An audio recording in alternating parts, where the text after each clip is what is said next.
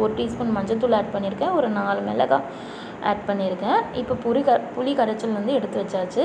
இப்போ வந்து இந்த வெங்காயம் தக்காளி நல்லா வந்து வதக்கிட்ட பிறகு நம்ம இந்த 2மே ஆட் பண்ணிக்கலாம். அரைச்சி வச்சதும் சரி, புளி கரைச்சலுமே சரி ஆட் பண்ணிவிட்டு நம்ம வந்து கொஞ்சம் நல்லா தண்ணி விட்டு நம்ம ஒரு 5 to 10 மினிட்ஸ் வந்து சிம்மில் வச்சுட்டா குழம்பு சூப்பராக ரெடி ஆகிடும். அது வரைக்கும் நம்ம மீனுக்கு மசாலா வந்து போட்டாச்சு. இப்போ வந்து பாருங்கள், நான் வந்து எண்ணெய் போட்ட பிறகு கொஞ்சம் கருவேப்பிலை அதில் போட்டு அதுக்கப்புறமா அந்த கருவேப்பிலை மேலே மீன் ஃப்ரை பண்ணேன். சூப்பராக வந்தது ஃப்ரெண்ட்ஸ். ட்ரை பண்ணி பாருங்கள் கண்டிப்பாக. இதோட ஃப்ளேவரே செமையாக இருந்துச்சு. அப்புறமா வந்து இந்த மீன்வைல் வந்து மீன் குழம்பு வந்து கொதிச்சாடுச்சு. நான் மீன் போட்டாச்சு. மீன் போட்ட பிறகு ஒரு 5 to 10 மினிட்ஸ் தான். அதுக்கப்புறம் நீங்கள் இறக்கிட்டிங்கன்னா இந்த குழம்பு சூப்பராக டேஸ்ட்டாக வரும்.